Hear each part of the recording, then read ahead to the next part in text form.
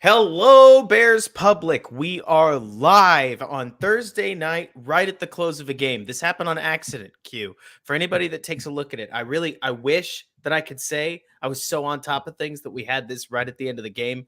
But this has been scheduled for 10:30 since, gosh, I'd say what, Q, about 3 hours ago?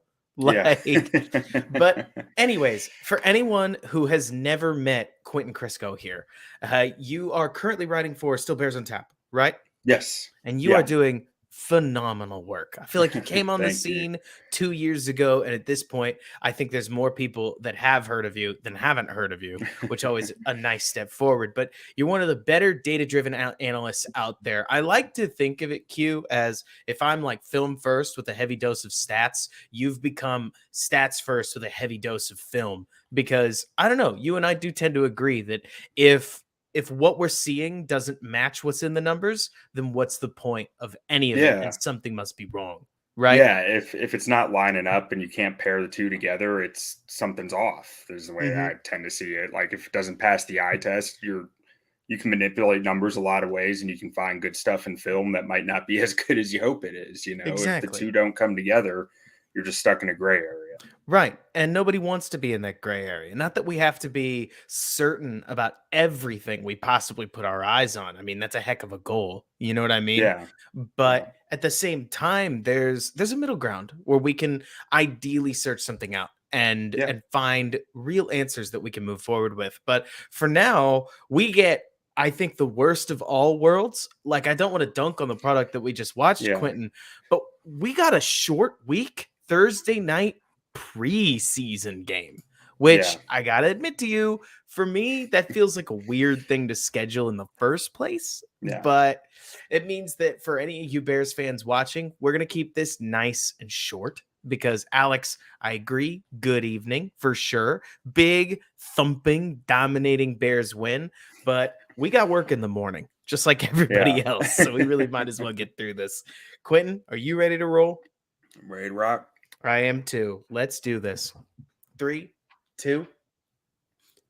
What's going on, everybody? And welcome back to Bear With Me, a Chicago Bears podcast hosted by yours truly, Robert Schmitz, right here on the Windy City Gridiron podcasting channel. And I have got a treat for you as we've got Bears on Tap's shining star, Quinten Krzysko, better known as Butkus Stats on Twitter, here to talk through a kind of goofy game here. Not because of what happened on the field. I mean, if anything, Quinten, that was definitive in all Yeah. phases of the first half, which is all you can ask for. But with a short week preseason game, it was strange to say the least, watching an offense that only got one drive because they weren't going to get anything more than that. And I mean, honestly, I can't blame Matt Eberflus because Yeah. especially near the end of that second quarter and early third quarter, the injuries started piling up in a hurry. I don't want to start with some massive complaint, Quinten, but given the health of both teams throughout this game, I really can't understand why they had a short week preseason game because it certainly seemed as if any concerns about injuries reared their ugly head. I mean, maybe what did you think? Yeah, we are talking about this some on one of the podcasts I do the other day of like I don't understand the point of a short week. If the NFL wants to do, multiple days of preseason games for the revenue or whatever, I get that. Why not just have teams that play all their preseason games on Thursdays then? Why put a team on this 3-4 day turnaround of like just they got no practice this week realistically. They got nothing except for just this game and even the starters. It's one drive, so I don't really understand the thought process behind it that went into making that decision. Right. And I mean, Bears fans thankfully can cross their fingers, thank your lucky stars, send up prayers, whatever your method of giving thanks is, because it could get worse. The Tampa Bay Buccaneers may or may not have lost Tristan Wirfs for some significant time. Yeah, And obviously, I'm not even going to bring up what the Jets went through just last week with Zach Wilson, because that's as scary as a scare gets for a team with a young quarterback. Well, the Bears seem to have gotten out with all the starters that they came in with, which again, thank goodness. But certainly looking at the way that that the Bears reacted, or that the way that the team played, and the way that the second and third stringers had to fight against health ailments that popped up. And also, I mean, I guess now that I mentioned a starter, should we consider for the time being Matt Adams to be a starter? Because he certainly seemed like he had some kind of wrist issue early on in the game that could end up creating problems. I mean, I think it's reasonable to say he can be that one of those fringe guys, like the 12th guy who Oh, comes sure. in for snaps and stuff like that. But I mean, I don't see If any it reason to wasn't think that clear Roquan's enough, going to sit. that's exactly what I was about to say. If it wasn't clear enough, that's exclusively me talking about the Roquan Yeah, Smith situation, which goodness knows ESPN spent all evening talking about. And yet I feel like we didn't exactly get any real light on the situation. Both parties are yeah, simultaneously at the negotiating table and also looking for a trade, or at least that's how it seems from the outside looking in. And we're just yeah, going to have to wait, right? yeah. I mean, at this point, I mean, I don't think Roquan's going anywhere. I mean, maybe a trade, but I have a hard time seeing him getting fair value back for him. And at that point, it's just kind of, what are you doing here? Right. And I And don't think he'll sit the season either. So no.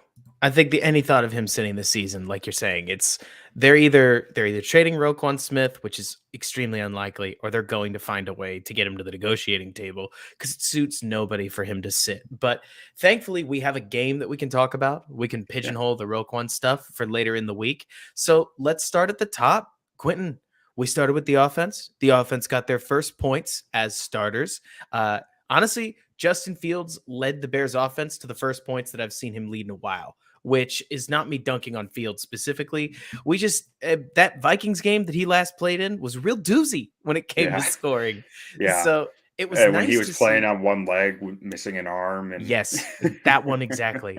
And this was, I'll tell you what, Quentin, I thought the offense looked rhythmic, and yeah, we saw an offense that, hey, is Seattle a phenomenal football team? Maybe that's not, or that's definitely not what I'm trying to say. But the offense around Fields scored the 3 points more so than Fields needing to be some kind of superstar to generate them. And I feel like that's got to bode well, at least for the offense's scheme going forward. How did you feel about everything? yeah. I mean, I come away kind of feeling similar to the drives we got from the ones last week, even though they didn't get 8 points. Everything felt much more purposeful than we've seen the last few years. And even, even if they're being more vanilla in the actual play calls, one, they're practicing pre-snap stuff that's real. They're practicing motions that are real, stuff that they're going to be doing constantly pre-snap with guys moving around the ball. And I think that we saw a lot of it, and it's a good thing to see. It's something that I like to see out there, that they're trying to manipulate the defense and just practicing manipulating the defense. Right. And I love it because exactly like you're saying, I mean, whether it's simple things like a tight end screen that was maybe one of the, I mean, if you compare it against everything in 2021, it was one of the best executed screens the Bears have had in a long time, preseason Yeah. or not. And even simple things like the way that the Bears set up a play action rollout that came directly off of the way that they had been setting up outside runs. I mean, this offense is starting to look like preseason vanilla and all, right? Yeah. It looks like, okay, look, this is going to be really niche, but I love vanilla bean and I think it's better than normal vanilla in the world of ice Yeah. cream flavors. This is like good vanilla, you know? Yeah. And if you can execute your vanilla well, that doesn't mean that you're a Super Bowl offense. It doesn't mean that you have a top 10 offensive scheme instantaneously, but it does feel like this offense at its roots, at its foundation, understands how to try to help the quarterback execute a play pre-snap, how to try to space players out and create mismatches. When they ran their rollout play, they hit the intermediate route for maybe the first time in what would have been the Nagy era because they spaced it properly and played it off of a play action pass. Then when Trevor Yeah. Simeon came in, I know we're talking about the first string offense, they scored a touchdown on the same standard rub route that I've seen Aaron Rodgers score on the Bears probably 12 or more times. I mean, there are moments where this offense, dare I say it, Q, actually makes offense look kind of easy. And football's supposed to work that way. When you're between the 20s, Even the worst offense is supposed to victimize a defense with a good play call once in a blue moon. And this offense has me feeling pretty good about the hands that Justin Fields is in for the far future. Near future, the talent may beg some questions, but the coaching seems like they've got their head on straight, which is really, really nice, you know? Yeah, just I know I already said it once already, but the word purpose means a lot to me with this offensive staff, and especially after what we've seen with Nagy the last few years here, where a lot of the purpose behind the offense was we think it's a great play design, but that's one purpose. This staff is finding multiple purposes because we set it up with this, and this, and we think it's a great play design. Right. Multiple things they're pointing to as to why they're running it, not just we think it's a great play design, because great Exactly. play designs aren't enough to work in the NFL. And it's awfully nice because I feel like 2018 Nagy, if we were going to talk about the difference between Nagy's early sequencing and his latter sequencing, it felt as if, like you're talking about, Nagy had almost a predetermined route that he was going to call his plays in his early years. And as he tried to mix them up, he lost the essence of why he ran them in the first place. You know what Right. I mean? Yeah. This, it seems much more simple. Each play and each formation has a couple different things that they can do with it. That tight end screen was really beautifully executed and reminded us just how much the Bears can do out of these individual formations, right? And Right. so that opens up to look, I don't want to say better play calling by default, but a more natural feel and cohesive feel from play call to play call, because even the bad ones are off of a chosen list of things that play off of other things. So the worst Right. play call gets a little bit better. And the top play call may not be like galaxy brain genius because it may not be the perfect pair for this or that. But again, they all stay cohesive. They all manipulate the defense. They all help the quarterback try to achieve some semblance of rhythm pre to post snap. This is something that I think is worth getting excited about now that we've seen it 2 weeks in a row. Yeah. No, I fully agree with you. I'm getting excited about Luke Getsy being here, and I mean it. I was excited when they hired him, but I didn't know what they were hiring. Right. I was excited at the prospect of what we're seeing right now being the truth, and now I'm Mhm. starting to get more excited about it in a more real sense. That was something that I know Brandon Robinson mentioned early is that the best thing about Luke Getsy is that he had never been fired as an offensive coordinator yet, which is it's a simple way and it's a weird way to say that when you get somebody like Pep Hamilton, to use an example that was popular at the time, or Daryl Bevel Yeah. off of the Seahawks, you know what you're getting, but you also know what you're getting. That's not always a Yeah. good thing. Some of these guys lose jobs for a reason. With Luke Getsy, you're getting a young mind that hasn't necessarily given you a reason to get rid of him yet, so to Yeah. speak. And that can be really nice. But we've now talked a lot about preseason scheme that's no doubt going to change come week one. But I'll tell you what, there's a storyline that I'm always almost worried we're not paying enough attention to. Q. Tevin Jenkins was with the ones after Oh yeah. spending an entire week with the threes. How'd you think he played? I mean, he looked good, I thought. I mean, he looked like a mauling right guard. Pass protection wasn't the best, but he really opened up some lanes and set a tone out there, which is more than we can say we've seen at right guard in a while, to be honest. No kidding. I mean, I'm surprised, if only because the quick elevation has me wondering if part of the dispute that we had between Jenkins and the Bears came down to Jenkins not wanting to move to guard. Yeah, Because this seemed like Jenkins had the Bears blessing out there. And I thought he played really well. I don't want to miss that. Did he look like an all-pro? Let's hold our horses, right? But the issues that we've seen in Tevin Jenkins in the past is an inability to work his arc quite like some other right. tackles. And you don't have to work your arc when you're quote unquote inside the phone booth when playing guard. And so suddenly Jenkins's natural power, I felt like, got to show a little bit more.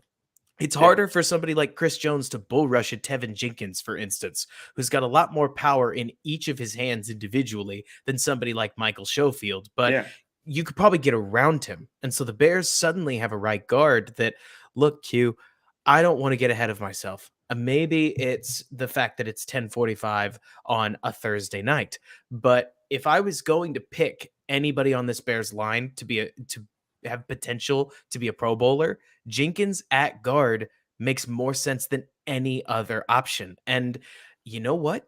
There's a chance that if Braxton Jones and Larry Borum can find their footing, and if not, that Riley Reef can step in well, that an offensive line of Braxton Jones, Cody Whitehair, Lucas Patrick, Tevin Jenkins at right guard, and again, either Borum or Reef could be perfectly serviceable. If not, maybe add some youth upside. But hey, I don't want to take something that we've spent an entire offseason complaining about and immediately turn it around as some secret strength. But you know what I mean, right? Yeah. No, I mean, to me at this point, if Jenkins is playing guard, I feel pretty good about that spot just because with his athleticism, his power. Because I mean, you forget that the guy had a RAS score like 8.9 or 9.1 or something It's like like that. 9.97 once he's Oh, what? moved to guard. Yeah. Yeah. Like, Like he's a extremely athletic for the offensive line to begin with.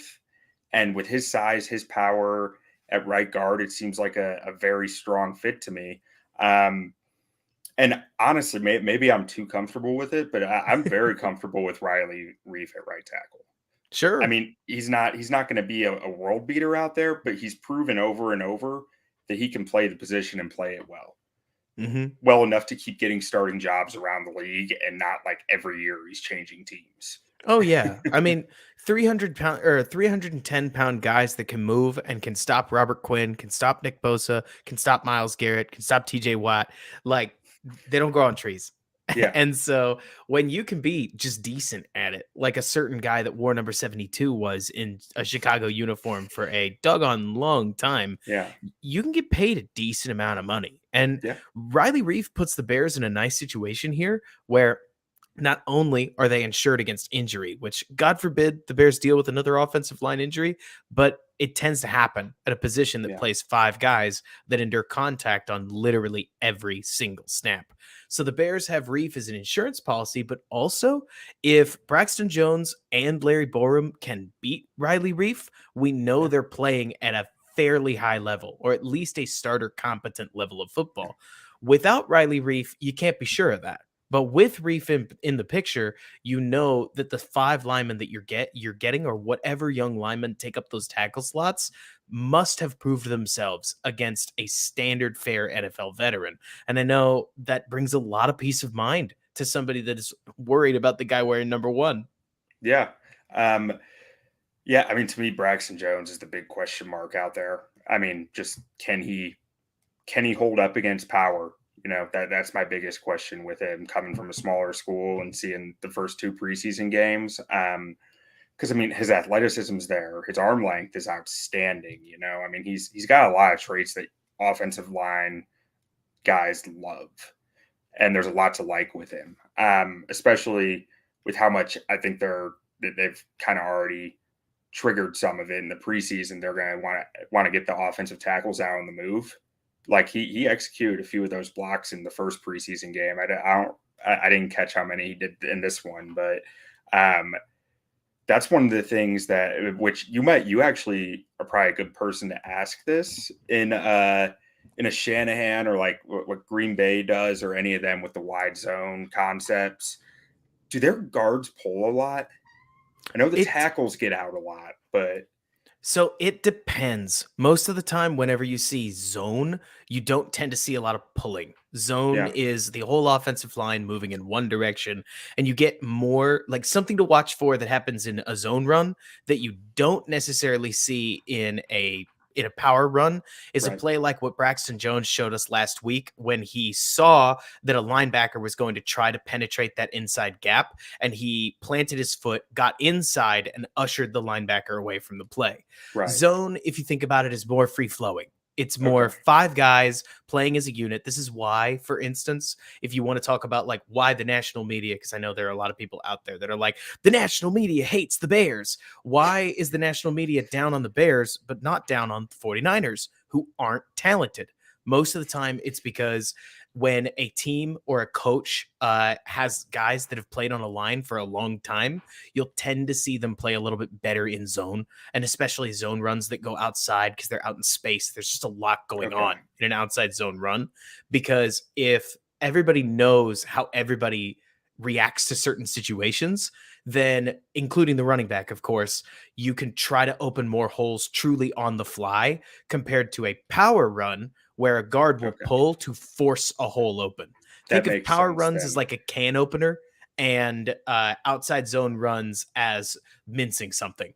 Like Yeah, so, like, a guard is probably, like, in an outside zone run.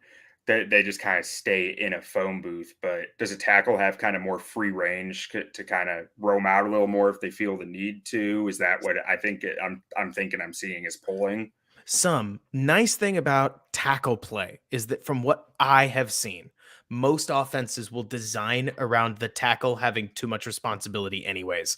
The Yeah, tackle's main job, after all, is to pass protect. And there are a lot of tackles out there to just bring up Charles Leno, who was never a very good run blocker.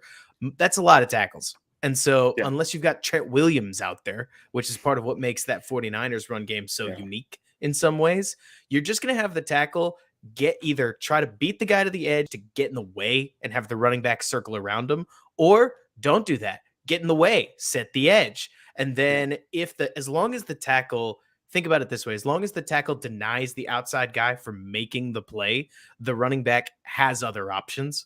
And most of the time, the tackle, think about it this way, the displacers are those guards. That's what has me excited about Tevin Jenkins is that in yeah, fundamentally any run scheme, but I especially see that inside and outside zone. And I know that that's going to bring up memories to a lot of Bears fans. The fact that Cody Whitehair and James Daniels have not displaced for a long yeah, time, and the Bears run game has struggled therein. But when you've got a Tevin Jenkins that can create 3 meters of displacement, yeah, you can create a lot of holes that you don't need Larry Borum to create some massive gap. Like Tevin Jenkins alone and Larry Borum being in his spot can create quote unquote a hole you could drive a truck through. yeah. But I just mean, you're by talking about, like, themselves. a Kyle Long type displacer, Oh yeah. I mean, essentially, with Tevin Jenkins. Tevin Jenkins' RAS score comped to Kyle Long. I mean, Yeah, I think the situation, to a lot of Bears fans, they're already starting to see that comparison. Now, I saw comparisons of Velus Jones to Devin Hester. So it doesn't take much to get Bears yeah, fans to think of that guy looks like fill in the blank. yeah, But a mauling guard on that right hand side does a lot for the Bears, I think, their run game. And we'll have to see what happens to Cody Whitehair, but I feel like Jenkins took a very, very strong step forward. And for a guy that was on the trade block and seemed absolutely heartbroken in that recent presser, what a yeah, turnaround. And thank goodness yeah, for it, because until this moment, Jenkins was becoming a kind of a mark of wasted talent. Not on yeah. Jenkins, but like the Bears organization as a whole, where they had this second round pick that was just going to fizzle and become nothing. And Oh, what a I waste was that would have down in the been. dumps over it, man. Like, I was like, Right? I love Tevin Jenkins coming out of the draft, and, Right. like, it hurt as a Bears fan who really liked him and wanted him to succeed. And it was like, it wasn't blaming him, I wasn't blaming the Bears, but it was kinda like somewhere in the middle, and it just sucked. So Right. I'm excited to see him taking that step. Now, we talked a lot about Jenkins. What did you think of Borum? Did you have any particular opinions about him? Um, I did not like a lot of his pass protection early on, um, which is it's just weird because I do not remember him looking that bad last year at any point. He looked serviceable at least, but tonight he did not look serviceable, and that makes me a little confused. Um, Okay, so I can explain it if you'd yeah, like. yeah, So absolutely. you remember when we were growing up in football and people always used to talk about the sophomore slump? We Yeah, don't hear as much about it anymore, but it used to be common knowledge. Another thing, this is related, but it's going to sound tangential. Do you remember the NFC playoff game a long time ago where Jay Cutler tore his MCL, Caleb Haney came in, and suddenly the offense kind of had a little bit of pep in their it has step, and spark. Green Bay didn't quite know how to defend him. There's there's not enough discussion on how impactful it is when a player doesn't have tape on him. When you don't Yeah, know who the guy you're playing against is, you will play him pretty generic. Like you're going to open up a very standard can of moves against that person. And Larry Borum here in his second year has a whole season of tape on him.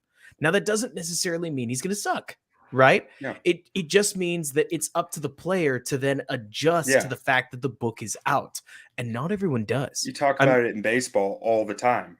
All The the time. pitcher adjusts, the batter needs to adjust, the pitcher needs to readjust. Like it's something that you're right. It's not talked about enough in football, and it's stuff that I hear about quarterbacks, but not other positions. That's a Right. great explanation.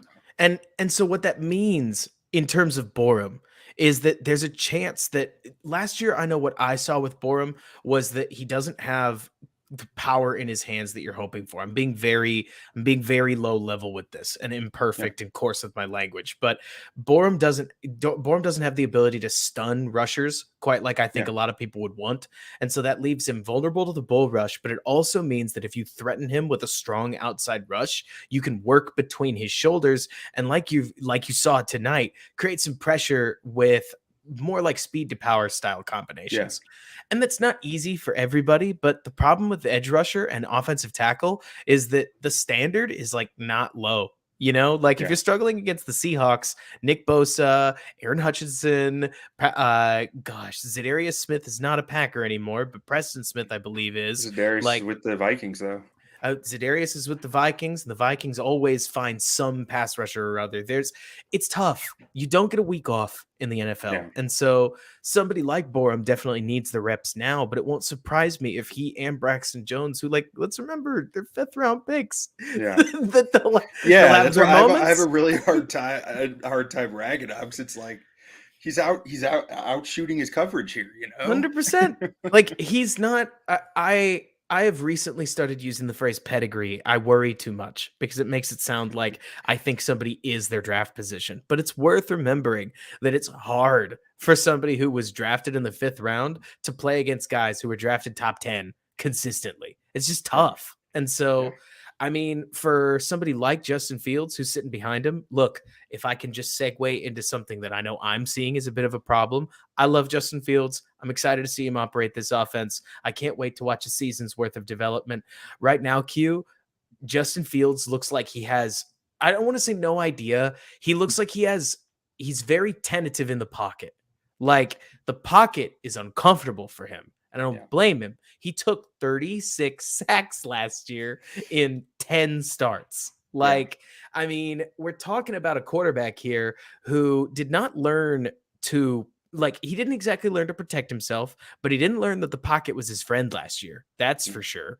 And so it's something that I know JT O'Sullivan talked about in his breakdown video over preseason week 1. Justin Fields playing a little bit too fast in the pocket. And I don't think that this week's single drive showed a ton of improvement there. Now, there's plenty of things that we could talk about with Fields. Like, I love the fact that the offense flowed around him and didn't ask him to be a superhero.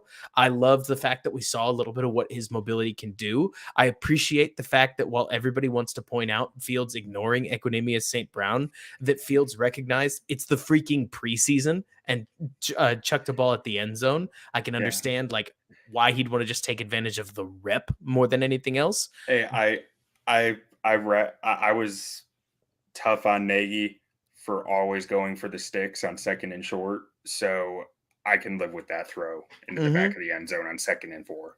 Yep, but I will point out that as we segue off of Borum, Fields in the pocket is a storyline that I know I'm going to be following. I'm sure the Bears are basically keeping all of their play action sets hidden for now. You just don't need to show that off in the preseason, and you're in man coverage anyways, so who cares? But and that'll create some artificial pockets that tend to have like much longer longevity because the defensive line changes all their rush angles, yada yada yada, all the stuff that we already know. But I can say that Fields, whether he's taking shotgun snaps or snapping it under center, looks kind of nervous when he's in the pocket. Not because I think he's having issues reading the field, but because I don't get the impression that he can feel the difference between pressure he needs to deal with and pressure that he can trust his line to handle. Does that make sense? Yeah. And I mean, how do you expect him to? You know, at this point, he hasn't even played with the starting offensive line, really. Right. I mean, there's a trust factor that's going to need to grow there throughout the season. And hopefully it does, you know? Sure hope so. That'd be great, wouldn't it? Yeah. What'd you think of Velus before we head to break? because he showed some fun on that punt return. Yeah, I got a little hyped up Yeah, about him. did you? Probably the first time I've truly felt good about that draft pick since it was made.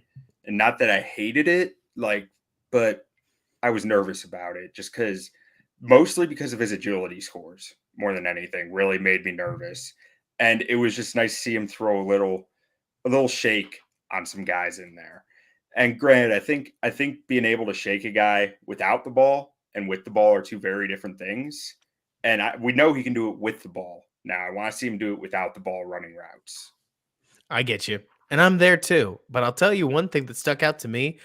I thought Velus didn't look small in his No, tape at Tennessee, but he looked big out no. there tonight. I mean, the 200 pounds really showed. Maybe I'm just used to NFL players, surprisingly enough, being smaller than they are in the SEC. Yeah, But I mean, it's possible.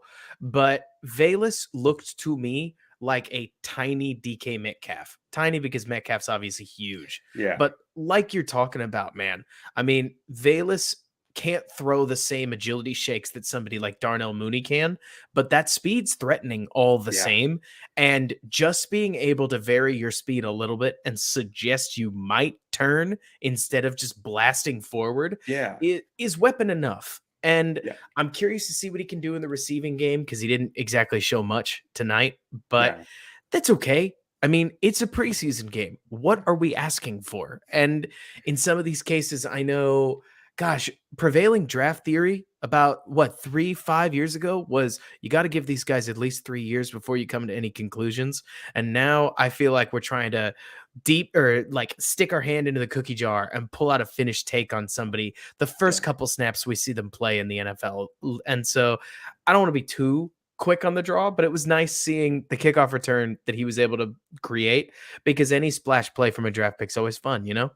yeah, absolutely. Um, I mean, I'm not sure how similar this is in size as far as the guys go, but like you think about a guy like Randall Cobb who came into the NFL and was really mostly a kick returner, a gadget guy, and was really able to carve out a role. I almost wonder if Velas is going to be able to do something like that, especially thinking about Getsy was with Green Bay when Cobb came into the league, I think he was there already.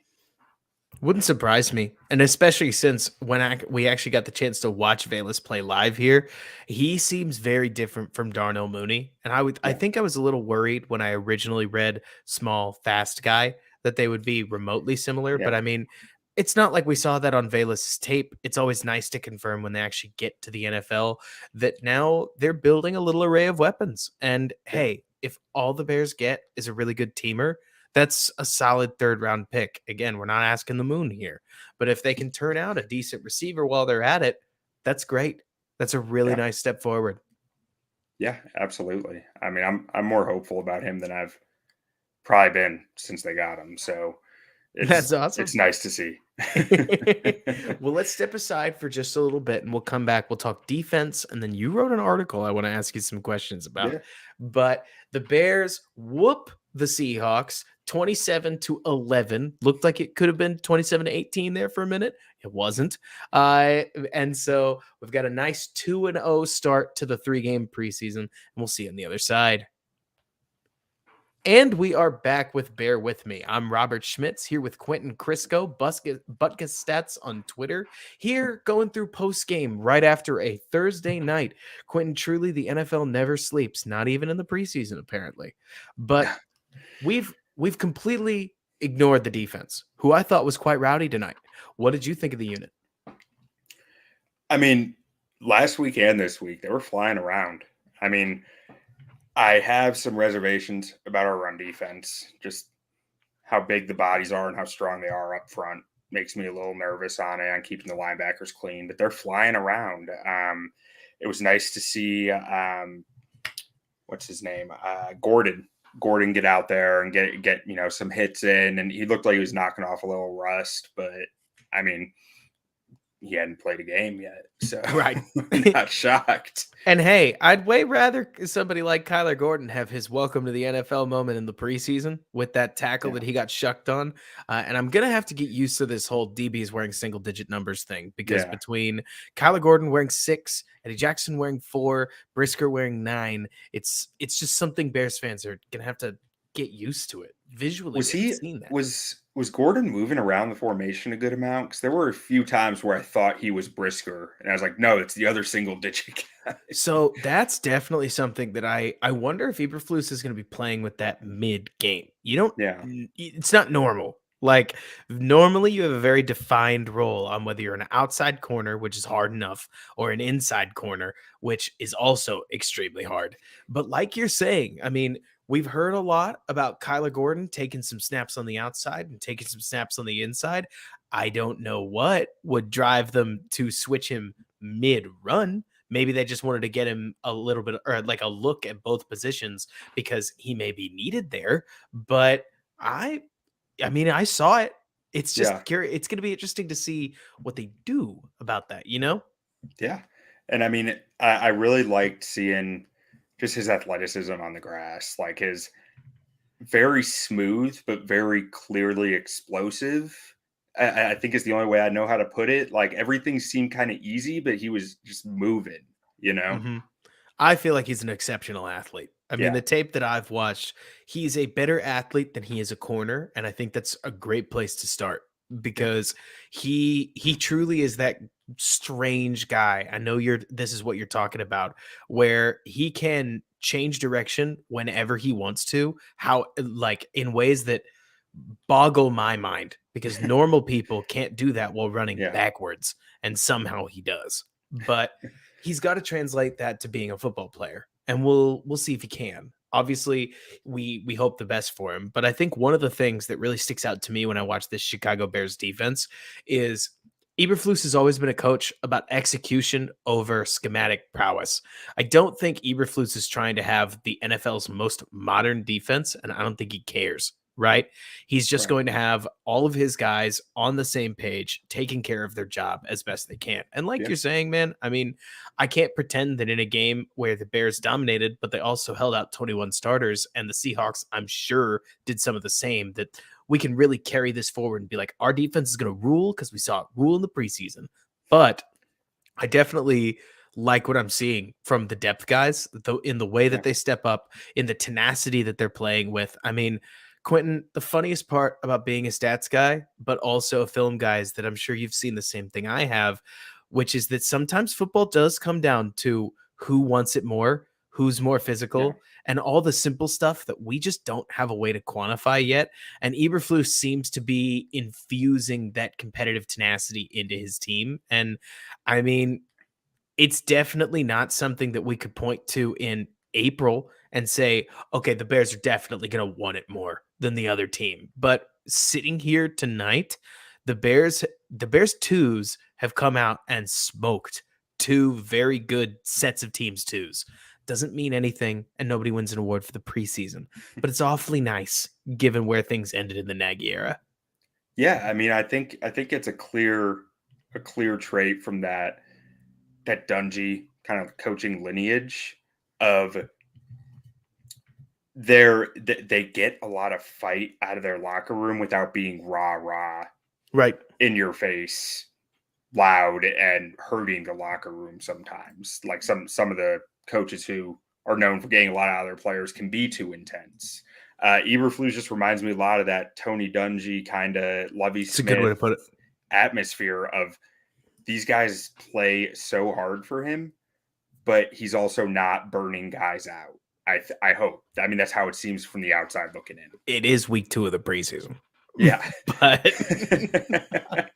I think Dungy's a good way to put it, though, where Eberflus does not come across like Dan Quinn does, or Right. like Dan Campbell does, or plenty of the other very rah-rah Rex Ryan like big personality, with the biggest personality being the defensive coordinator. Eberflus Right. is very understated in a lot of the ways that he approaches things. And I'm curious to see what that impact on the team is, because Nagy did not come across like a micromanager, even when he maybe should have been. with Yeah. some of the wide receiver technique that we saw and things like that. When things got out of hand, Nagy didn't have a good way to fix them.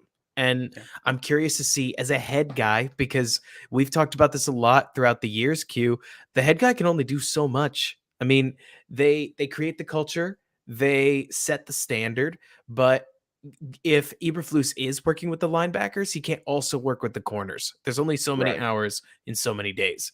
And so I'm very curious to see how this whole defensive staff around Eberflus approaches a year where, hey, I mean, Q, if they deal with any injuries, I don't quite know what they're going to do, Yeah. because the twos, winning against the twos is great. It's tough when they have to go up against Justin Jefferson twice a year.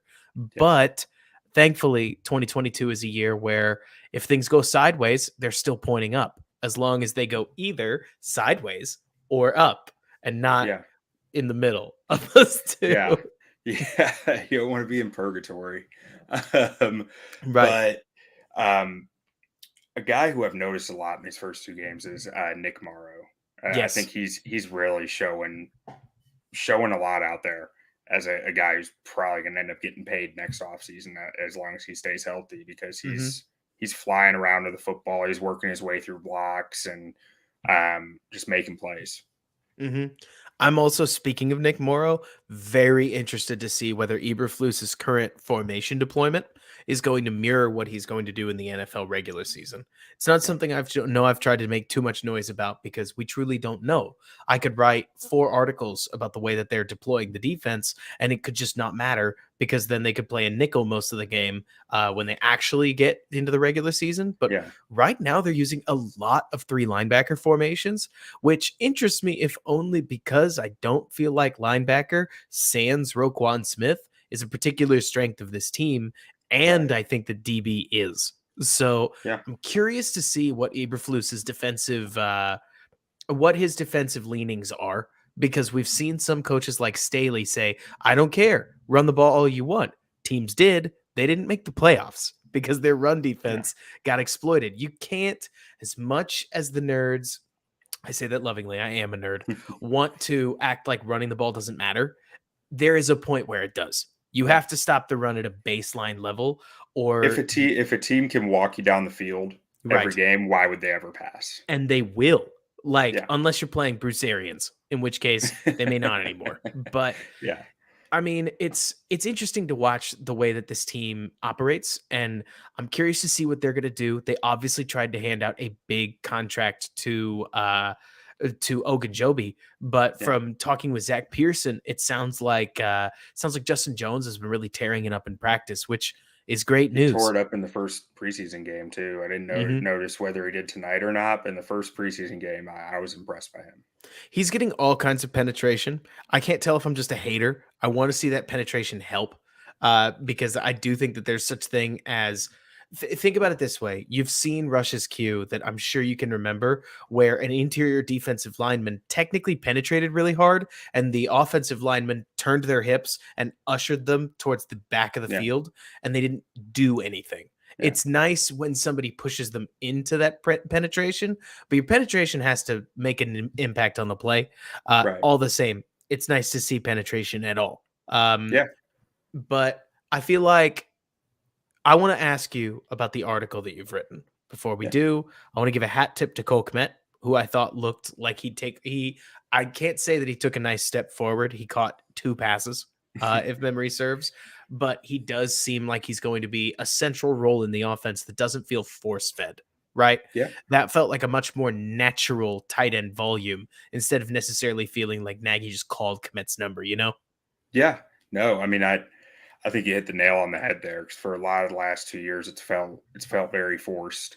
The targets to him, 2 yards past the line of scrimmage on a little out route or peel off, and it's just it gets another 2 yards and he's ate up by the tackler. But I think getting him downfield up the seam and working off the seam is really a place where he can excel. Yeah, I think he has the Hmm. athletic ability to really excel there, and I think that's what they're trying to do. And I think that's what we saw tonight, like Right. that crossing route. I think he worked up the seam and then crossed, and he Yep. was there. And credit to the way that Getsy deployed him. I mean, again, preseason, grain of salt. Yeah. Let's not freak out too Yeah. much. But if there's one thing that I think Cole Kmet is legitimately really good at, it's versatility. You Mhm. can't put Jimmy Graham out in 12 personnel and ask him to lead an outside zone rush. It will not go well. I mean, you could do it, but there's Right. no point, right? Honestly, Mark Andrews is in a similar boat where I love the guy, but he's a receiver. Travis Kelce, it leans in that way. Cole Kmet is more that old school tight end. Desmond Clark, if you can remember all the way back there. I love Not quite Desmond Clark back in the day, who man. didn't, right? Not quite Greg Olson, not Yeah. quite Heath Miller. So you don't have the biggest body when it comes to blocking. Oh gosh, what was the guy's name? Kellen Davis, the blocking tight end who could Yeah. not catch for the Bears for years. But you don't have a smooth receiver either. So how do you get the most out of him? You use him in formations where he could do either, and he's Yes. legitimately threatening in either. Where Yeah, when if the he's running full speed at a linebacker, they don't know if he's coming to block him or gonna run right by him. Exactly. And that rollout was a perfect example because Cole starts running to the right to block for Khalil Herbert, and then he circles around and ends up that intermediate crosser. And like you saw, he had no one near him Yeah. because he'd gotten lost in the shuffle. Yeah. He was quote unquote a blocker for the first part of that play, and by the time the defense found him again, they just hadn't passed him off correctly. That's the Right. perfect way to use Cole Kmet because I think Nagy showed us this, right? If you try to make him a feature receiver, he's going to kind of let you down. Yeah. But if you make him a natural progression read where his role helps him get open because it helps him effectively like disguise where he's going or what he's doing, I think that fits him really well. And I mean, it has me excited about what he'll be this year. Yeah. I mean, I'm with you. I think he's gonna change some people's minds about him. I mean, you look at Green Bay with I mean, I don't think Robert Tunyon's anything more special than Cole Kmet is. You know, but Tunyon put up like I mean, he's working with Aaron Rodgers and a good O line, but like Tunyon did it. I don't want to hate on Robert Tanyan. I'm not trying to hate on the I guy. know. He's played in the NFL at a very high level and He doing well with it. I feel like Tunyon's a great example of when you've got a really good quarterback and a really healthy offense and you Yeah, play tight end, you can get a lot of production out of just yeah, getting wide open. yeah, And it's nice to see Cole Kmet in that area because I think his second round pedigree shows a little. He's clearly got talent, yeah, and it's nice to see. But Quentin, I brought you on in part because I knew you could finish this off with a flourish. You wrote an article about how Justin Fields' realistic expectations, like what they ought to be going into yeah. this year, and the offenses that he compared to.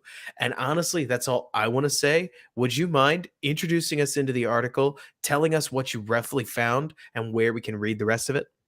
Yeah. So, really, this all kind of started last year. I did an article about skill position talent, offensive line talent around rookie QBs, and how correlative they are to how successful those rookie QBs are. That article found that all the data pointed to wide receiver one and tight end talent being the most crucial things towards a rookie having a good rookie year. And in general, skill talent being more important than offensive line for them to have a successful rookie year. Not that offensive line isn't important. It is. You want your quarterback healthy. You want him standing. You want him to have time to throw the ball. But basically, I was trying to recreate that and improve it for year two quarterbacks now. And it took a lot. Really, I've gotten better in the last year and expect better. So that was part of it too. It Right. took a lot of time and effort to find the best ways to figure this out because, you know, I can just slap PFF grades on it and say, that's how valuable that player is, or slap salary numbers on and say that's how valuable that player is. But I don't think either are fully reflective of it. So I did a combination of age because when your right tackle is 38 years old, they're just not as reliable as a guy who's 25, 28, anywhere else to be out there on the field to keep playing at the level they have. Then I looked at PFF grades over the last 2 years, their average salary as a percentage of the salary cap. Um, Something I called their net positive play rate, which was how many first downs, touchdowns, contested catches, explosive runs they had per snap as a percentage of snaps, and Okay. then netted against how many sacks allowed, pressures allowed, penalties, drops, fumbles, and interceptions on targets, which is kind of, I wasn't sure if I wanted to include that one in there or not, but I ended up saying, yeah, I'll throw it in there because it doesn't hurt guys that much to have it in there. And basically, you end up with a net percent of their snaps where they had a difference making play in a positive way or a negative way. And Right. It's almost all of like these plays things, above replacement. yeah, Like, yeah, that's kind of what I was trying to go for, but trying to keep it simple because once I start throwing other factors in there that aren't just, single, single digit raw stats like a first down. Once I start throwing yards in right. there where there's 100 different variations of how many yards it could be, it starts getting really weird with numbers. And I weighed all this stuff against the average for that position. So for a left tackle, there's no positive plays. There's only negative plays. And it's weighed against because what's a Right. positive count offensive line stat? Even a pancake isn't technically helpful. Like, you can Yeah, get a like there's pancake on a blitz and you pancaked the wrong guy. but so I know that left tackle A only had negative play on 2% of snaps, but left tackle B had a negative play on 6% of snaps. So I can tell how Okay. much better he is than the other guy. In essence, better. But and then the other factors were like Pro Bowl voting or Pro Bowl nominations without the alternates, all pros, stuff like that. And then their draft pick value. Because I have so many factors coming into here, draft pick value alone isn't enough to overweigh a guy like a guy who was a first round pick 10 years ago. You're going to say, why are you looking at draft value for him? Because everything else is going to outweigh his draft value at this point. But for Braxton Jones, that's going to be enough to that's going to be one of the only factors he even has. It's going to be enough to really put him in an area where he probably belongs. So all those factors combined gave me really a score for every position of how much above or below average they were. Everyone on the offensive roster for every Right. second year QB going back to Derek Carr in 2014, or not Derek Carr and Blake Bortles and Teddy Bridgewater, I think it was. Holy moly. So you compared this against every quarterback and all 10 support positions? Or did you go more than Yeah, 10? well, so not every single quarterback, every quarterback who was like a first, second round pick and has truly been a Okay. starter. I didn't do it for Gardner Minshew because Right. it's kind of gray area whether he's called a starter in But you those probably years or did for not. Jalen Hurts, for Oh yeah, instance. I did it for Jalen Hurts. Jalen Hurts was the sixth closest roster to the Bears and Justin Fields. But so that gave me rankings for skill positions versus O line. Again, the results were interestingly that the better skill position players you have, the more likely your QB is to succeed in season 2. Justin Fields fell a little below average on that. Now, by skill positions, I'm saying running back, tight end, wide receiver 1, wide receiver Right. 2, and something I called just a flex position, which can be any of the three, because every team has that 12th guy, but Yep. not every team has it at the same position. So No. that was kind of a mixed bag of positions. And he was he was tied with Trevor Lawrence as a little bit below average in skill position. Which, when you think about it, with what Trevor Lawrence has at his disposal, I'm not sure it's that much better what the Bears have. No, I mean, I think the part about this whole dialogue that a lot of people have gotten stuck on is that, at least this is how I feel, Q. We did so much talking about how bad the Bears wide receivers were a while ago that I feel like when Mooney really started to show that he's more than just a quote unquote wide receiver too, people already had the narrative set and don't really want to change it. Like you're saying, I mean, Yeah, it's not that uncommon to, if I was going to use different names, right? To have a receiver room of Tyler Lockett, a free agent signing, a recent draft pick, and a couple unknowns. That's yeah, not an unusual receiver room. yeah, But because it's Darnell Mooney, who was a former 5th round pick, he's not that good.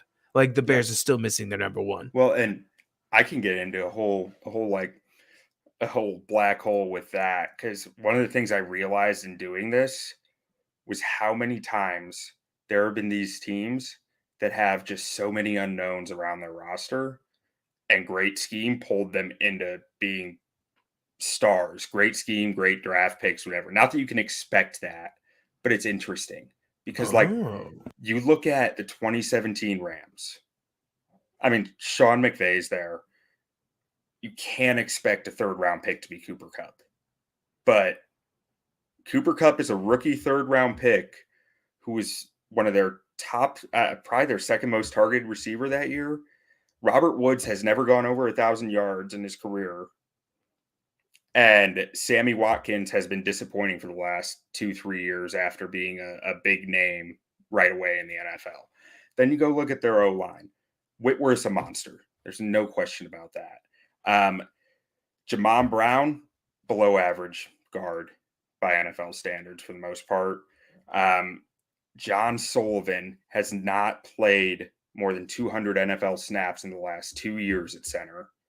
Anywhere, but he is their center. He hasn't played anywhere over 200 snaps in 2 years, which is a long time to not play. I'm not sure. I assume he had some type of injury going on. I didn't go research why he didn't play. I just know he didn't. And then they have Rob Havenstein at right tackle, who's a solid tackle.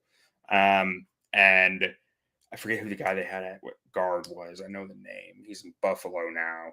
But a guy who was average to above average, just solid guy. So that's what, maybe 3 knowns on the offensive line and no real knowns at wide receiver. Todd Gurley's coming off a massively disappointing sophomore season after a monster rookie year, but average under 4 yards a carry his second season. And then Tyler Higbee's a giant unknown at tight end. So they really don't have anything that they know is going to work at any skill position. And they go out and win 12 games. Like, it's interesting. I'm not saying it's going to happen with the Bears. No, I get you. At all, but there's so many times where these unknown teams become knowns. Because that was just the most extreme example I found. There are multiple examples. Like in 2015, Teddy Bridgewater's second season, Stephon Diggs was a 5th-round rookie and was his number 1 receiver.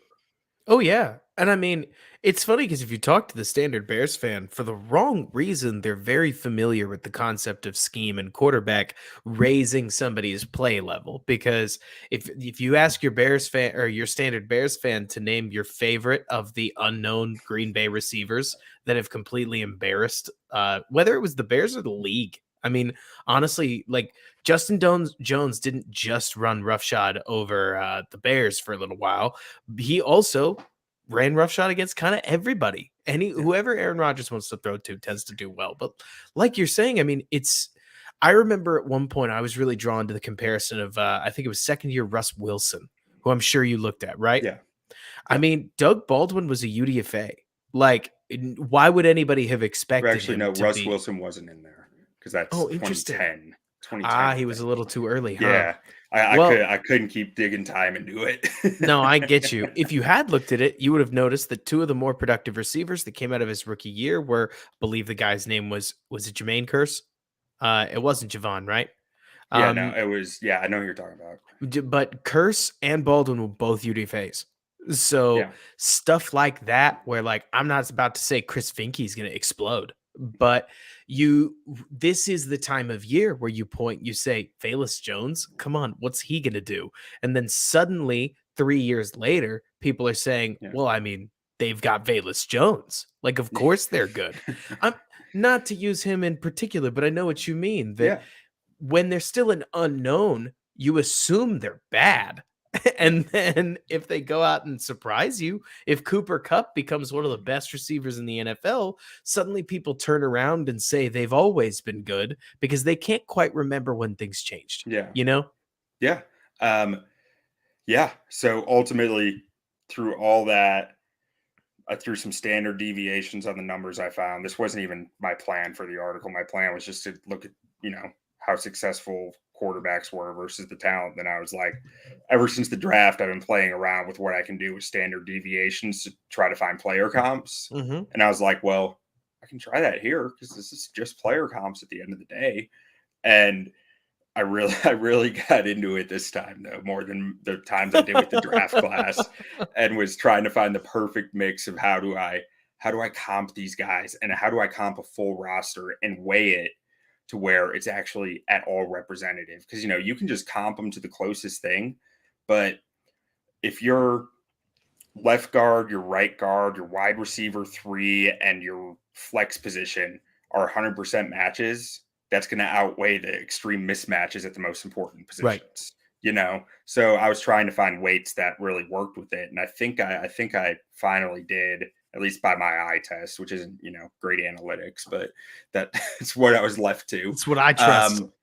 And really ended up with the numbers pointing at 2015 Teddy Bridgewater, 2016 Marcus Mariota, surprisingly 2018 Bears, which was another one of those things where Allen Robinson hasn't played in a year. Was he ever really a number one receiver, or was it all garbage time stats? That whole question. And then right. Taylor Gabriel was a guy statistically. He wasn't a dude. And Anthony Miller is an unknown rookie. And Trey Burton is a massive unknown at tight end. The offensive line was much better, but the skill position group was actually fairly similar. When you're talking year 2, year 3, Darnell Mooney versus year 5, Allen Robinson, they're actually fairly close statistically. That makes sense.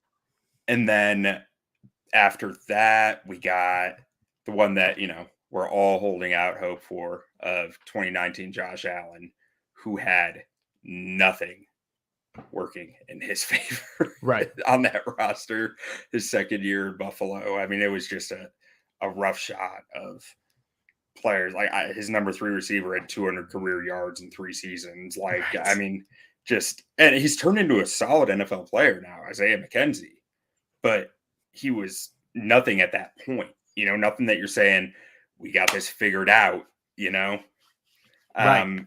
And then last, but most shocking, was MVP Lamar Jackson.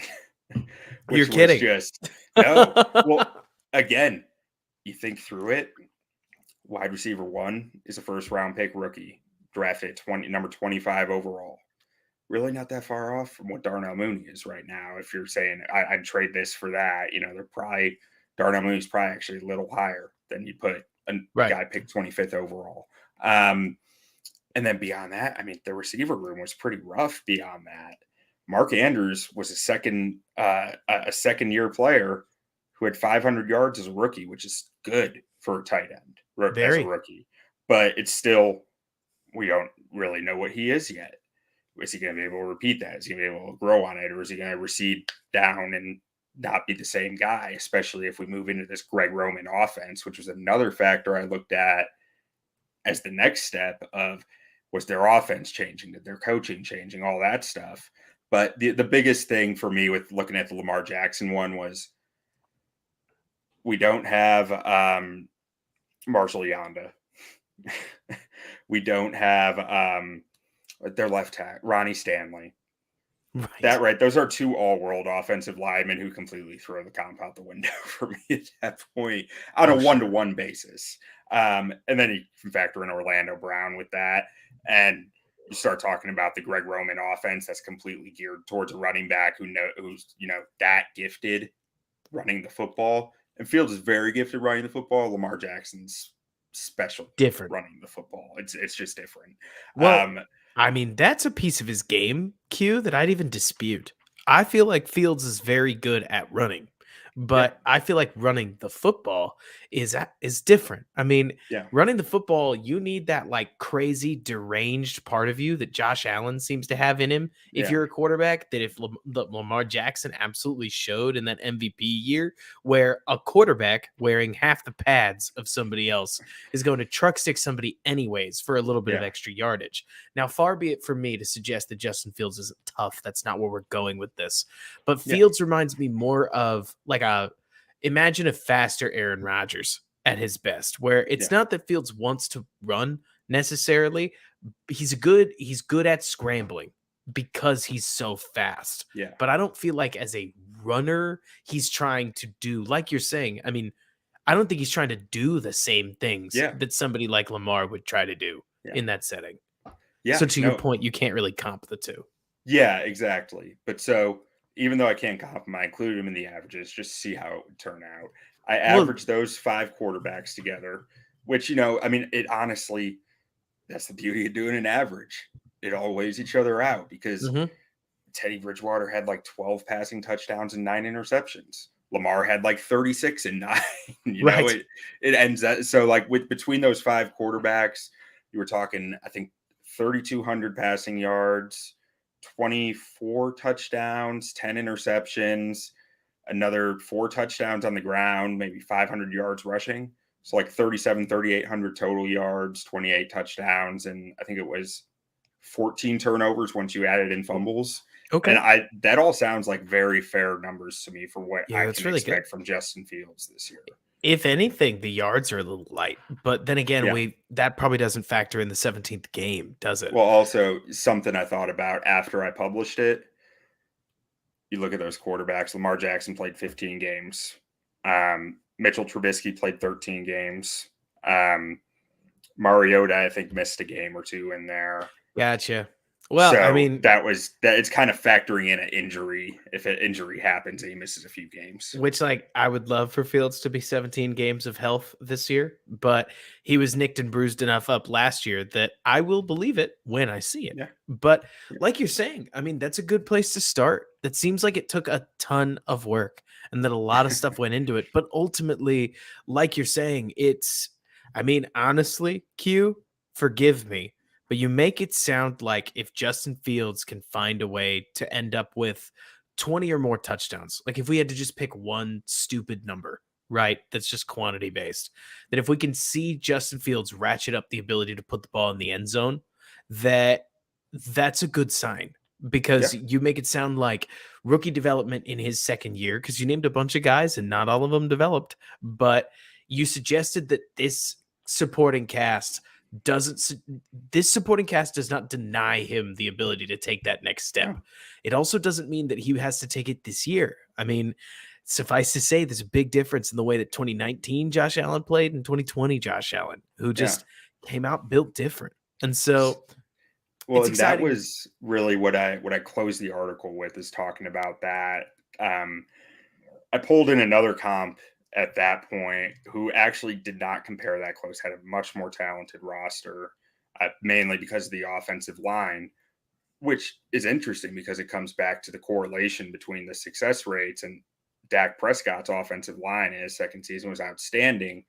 His skill positions really fell off a table because with Zeke Elliott suspended 6 games, Des Bryant fell off that year, Jason Witten fell off some that year. They just weren't the same team that they had Right. been. And he struggled. Struggled. He 20-10, something like that, but did not take a step year over Right. year. He actually regressed. And then you look at his third year, he was still just in that same okay range, that range of like, we don't know what this guy is, which is where I'm almost expecting to be there with Fields at the end of this year, where like, based on what I see on tape, I'll believe, but based on numbers, he's still going to be in that territory of, I don't know. I don't know. I don't Yep. know if he's it or not. But the beauty of that is, you look at Dak's third year, first half of the season, he's still in that I don't know range. They go get Amari Cooper at the trade deadline. That moment on, his numbers have just blown up. One And thing. even Sorry. more than that was Josh Allen. That's the other guy that I look at the end of the article, where it's, you just look at Josh Allen before Stephon Diggs and after Stephon Diggs, and it's like double the touchdowns, almost Yep. double the yards. It's insane. It's absolutely Mhm. insane, the difference in his stats from that Far be point. it from me to make some sweeping declaration, but I think one thing that I know these kinds of conversations always remind me of is that in your second year, I think I've started to think that it's almost a quarterback's job to just prove that they're not the guy. in Yeah. your second year. In year 2, you can fail. But Mhm. in year 2, you cannot necessarily solidify yourself as the dude unless you go full Patrick Mahomes Yeah. and you establish a precedent of throwing for 5,000 yards. And Yeah. it's weird when you don't, right? Yeah. Uh, so I feel like, to your point, there are a lot of folks worried about, well, what if we come out of this year and we don't know whether Fields is the guy? And I think when you name all those comps, we're not going to. I Yeah. mean, people ask questions about Lamar Jackson, unfair ones, might I add. But even after the MVP, like, Yeah. young quarterbacks always get questioned. But somebody like Mariota was pretty written off, especially after that second year. It feels like that's that third year where they need to assert themselves, and we'll get there. And But so yeah. Mariota is so funny. It's like I did not understand why Mariota just got worse his third year. Like his first 2 years, his stats look He so was good. decent. And I did not watch Titans games. So I didn't know. And I remember going into like a Tennessee Titans subreddit once and just asking them, and they were just like, he always sucks because he sucks because he's a bad quarterback. And I'm not getting any answers. And I'm just like, why do you all hate him? He was solid for the first 2 years, and then he fell off a cliff, and I don't understand. And I still don't understand because I've never gone back and looked. I mean, hey, look, at one point I tried to get a straight answer out of SB Nation's Oakland Raiders corollary on like what they thought of Derek Carr. And trust me, he's polarizing there too. Yeah. It seems like honestly, any quarterback that isn't a clear top 6 quarterback just gets questioned a lot. There are the Yeah. Dallas fans that I know because they're local to me that hate Dak Prescott. There are Well, that's just Vikings because he fans. took Tony Romo's job. Oh yeah, but then there are Vikings fans that love Kirk Cousins, and then there are Vikings fans that hate Kirk Cousins, and it's just funny because, like you're talking about, I mean, quarterback is a position that I think a lot of people view as a magic elixir, and Yeah. if anything, that study it helped remind me that supporting cast makes a big difference on output. Supporting cast can take a quarterback in.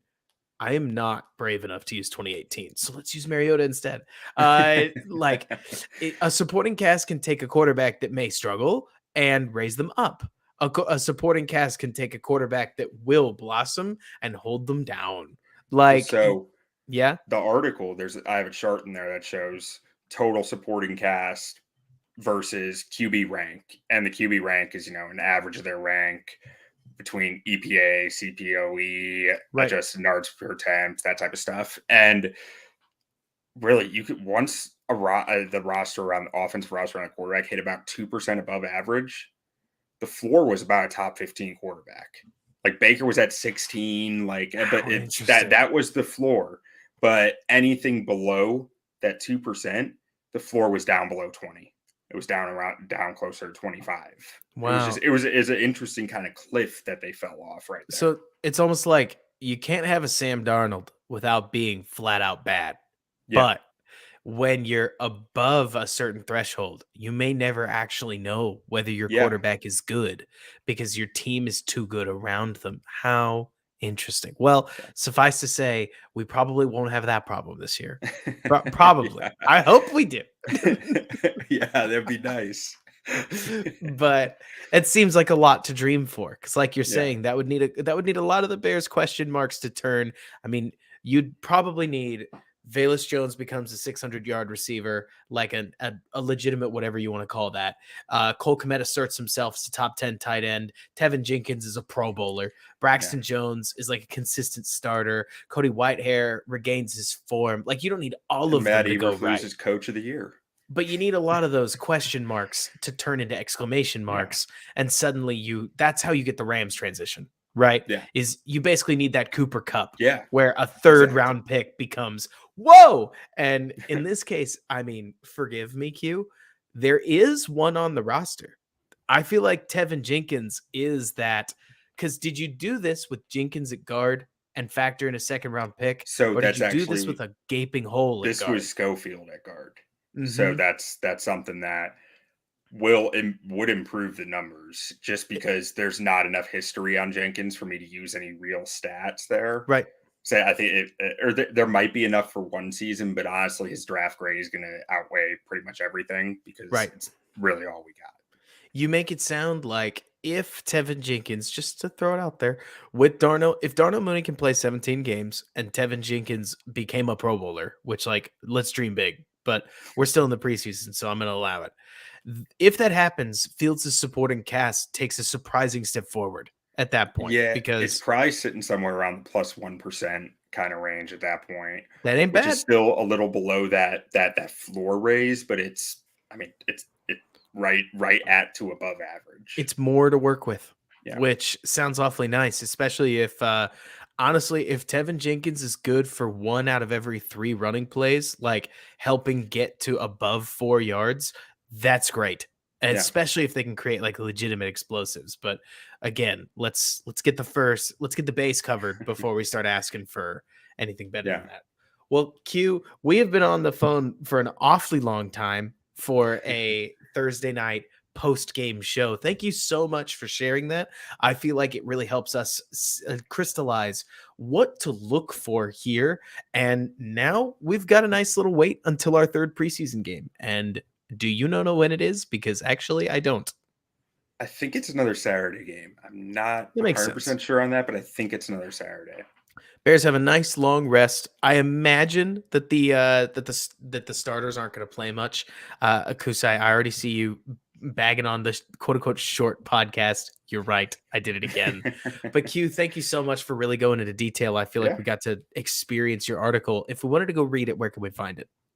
OnTapSportsNet.com, or just go to Google and type in Justin Fields and the year 2 leap or second year leap.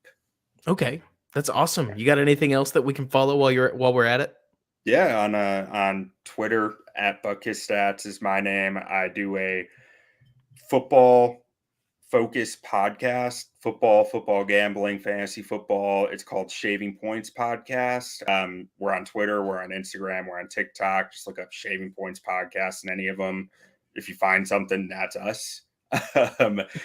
Where we got and shaving-points.com is our website. We got a monopoly on the name at this point, so Killing we're it. very proud of that. And anywhere on tap, we're on tap. We're on Facebook, we're on Twitter, we're on Instagram, YouTube. We're all over that too. Perfect. Well, thanks so much again for staying up late with me.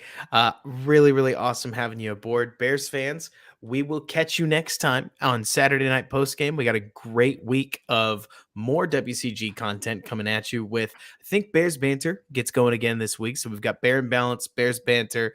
I believe Making the Monsters is going to have another episode. So we got a whole bunch. But great talking to you guys, and we'll catch you on the next one.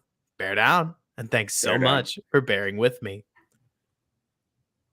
And there we go, friends. I don't want to keep you for too long after this because we're obviously still live. A lot of things going on. Yeah, my cats have a mind of their own. They just come in and out. But I mean, they're animals. John brings up a good point. What if you normalized those QB stats to get a per game basis, like based on the injury? Yeah, no, I definitely could. I'll be honest, it was a last minute throw in I'm sure. yesterday, and I was just like, I'm just going to do this real quick, and then I'm finally done with this thing. And it just didn't occur to me that, like, oh, they might have missed games. But yeah, I mean, you could definitely do that, and then you're probably talking about something like, what did I say, 20? You're probably talking a little over 30 total touchdowns, something like 16, 17 total turnovers. Mm-hmm. Because he was pretty much right at 2-1, so you're somewhere right around 2-1. Just add 20% to it. Isn't it funny how that number has stayed consistent? I mean, like, it's one of the first numbers you learn, your touchdown to interception ratio, and yet having a 2-1 touchdown to interception ratio really has been a surprising watermark for like good quarterbacking versus bad quarterbacking. Yeah, I mean, it really is. It really just kind of stays alive, I mean, you can throw 15 interceptions, but if you're getting 30 touchdowns, it's kind of, you can live with it. Yep. I know I had a real reckoning moment when I was getting deep into a lot of the like deep core stats right? Yeah. And as everybody really started going crazy over EPA per play, suddenly I turned around and I was like, are we just ignoring the fact that Derek Carr has thrown for 4,000 yards no matter who he's throwing to? Like, I don't know what connected with me, but I was like, there are some of these guys where, like, yes, yards is just like a raw counting stat, Yeah. but there are some of these people that make it sound like it's not hard, and it is hard. Yeah. Like, only 14 quarterbacks, 15, 16, sometimes 11 quarterbacks do it every year. And some of these guys, we just know they're going to. We're like, Yeah. yeah, he's a 4,000 yard passer. And it's so silly. Like we were talking about at the start of the show, where it's like we as statisticians, or we, I guess the greater NFL, can try to deduce everything down sometimes to like EPA per play, run success rate, Yeah. so et cetera, et cetera, et cetera. And then you ask Kyle Shanahan or Sean McVay on like talking or Yeah. on Flying Coach, what do they think is the most important thing that a team can do? And they're like, just be more physical. And you're like, it's not a number, coach. But past a certain Yeah. point, we just got to listen to him. You know what I Yeah. mean? Well, and like that's like you said about you could be so critical of some of the quarterbacks. Like it's something I catch myself with, and I try to catch myself with of like, man, the worst quarterback in the NFL knows so much more about football than I will ever know. And I'm sitting here saying that they're bad. Like, who the hell am I to say that? You Right. know, like it's something that I'm trying to be very conscious of. Like with Robert Tunyon, or like it was like, I don't want to rag on Robert Tunyon. You know, he's doing this at the elite of the elite level. Like Oh, there's a yeah. reason he's there, but like at the same time, I'm trying to compare. You know. Tight end in particular, man, always wires me up. And specifically within tight ends, it's always Tunyon, because Yeah. I don't feel like Tunyon's an athletic freak. I don't feel like Tunyon's a particularly good blocker. I don't feel like Tunyon is a special receiver. I have just noticed, okay, so I really noticed it, Q, with Kmet, because as many people, me included, wanted to point out that like Kmet has the hips of a 50-year-old man. Yeah. Runs It like a didn't stop refrigerator. him. It didn't stop him from catching 540 Yeah. some odd yards. And so Yeah. I was trying to pick the two apart. I was like, Nagy can force feed him all he wants. That's a hard number to hit. And you don't hit it without something going on. And it really started to point out to me just how often the tight end kind of just gets open by default. Yeah. Like going up against linebackers who have so many things to deal with. I mean, linebackers have to play the run, they have to Yeah. play the pass, they have to play outside, inside, short to the line of scrimmage, deep. They get lost a lot. Like, Yeah. I mean, I think I was talking to Coach Vass at one point. Chris Yeah. Vassar, I think is I his was name. listening to his podcast earlier while I was walking my dog. Super smart defensive guy, Yeah. right? And one thing he talked about was he was like, most fans don't realize how many mistakes happen on the football field all or on every single down. Yeah. And I think you see it really most plainly with linebackers, because linebacking is, like, to be fair, it's an almost impossible position. I mean, Yeah. when somebody throws a solid play action fake, how in theory is the quarter or is the linebacker supposed to just suss out it isn't a run? You know what I Yeah. mean? Like, Yeah. I know I've noticed a really good correlation there between like the linebackers that bite the least are the ones who trust their line the most. And that is a direct relationship, at least from Yeah. what I've seen. But back to the point. Uh, when a linebacker just loses his place on the field, you just end up with the tight end being 10 yards open, Yeah. and like, or at least 10 yards downfield, wide open. A nice little throw gets to him, and everybody at home throws their hands in the air because obviously you can't see any of that on the broadcast. And so you're like, how'd we leave him open? And it's like, because Alec Ogletree, fair to him, has no idea where that person is and doesn't have eyes in the back of his head. It's Like, not. You're telling me it's not because they're so good at running routes. yes, I'd love to, but that's like 5 dudes, right? Yeah. Like, No. Like I've had this note written in my phone for probably a year now of just like, where do good tight ends come from? right? Like, and I want to research it, write an article about it. Like, how many guys are actually that Good. special of tight ends, and where do they like? what are their athletic traits? What schools do they go to? What are trends here? Are there any trends? I'll Or is it give too small a you sample to even think about? I'll give you my shot from the hip opinion. I think so much of it is scheme. And the player that Yeah. I have to use as like a case study here is Kyle Rudolph, who spent years being productive in Minnesota. And then when he went to New York, he evaporated. Yeah. And the player didn't change that much. Not that much. Like, Yeah. you can't tell me he fell off of such a raw, like, age cliff that he became a nothing. Yeah. Another decent example would be Jimmy Graham was dominating the entire league. He went to Seattle and now he was just a decent tight end. I Yeah. mean, the tight ends, Robert Tunyon is the inverse example. I think I can't call any NFL player Q untalented with a Yeah. straight face, and I won't start here. But Robert Tunyon doesn't have a defining trait. Maybe I can Yeah. put it that way, right? Yeah. He's not crazy flexible. He's not outrageously fast. He's Yeah. not an It's hard to be extraordinary in the route NFL runner. if you don't know how you win. Right. He's just a jack of all trades that is basically Cole Kmet, but worse. Like, if I was going to get excited, he's a little worse at everything than Cole Kmet is, Yeah. like, at everything. And Cole Kmet isn't like, love him. He's not like good at anything either, but he's Yeah. not bad at everything. Yeah. and and Tunyon is a little bit worse than not bad at everything. Yeah. And he's a top 10 tight end because Rodgers is there. And Yeah. they have enough stuff stretching the edges that Tunyon just gets wide open, you know? Yeah. So you tell me, Q, like, is Cole Kmet a better tight end than Robert Tunyon? Like, it depends on what you're looking for, Yeah. right? I You're right. mean, It's so much is scheme dependent. Like mhm. It's the neither of whole them like can play Travis Kelsey's role.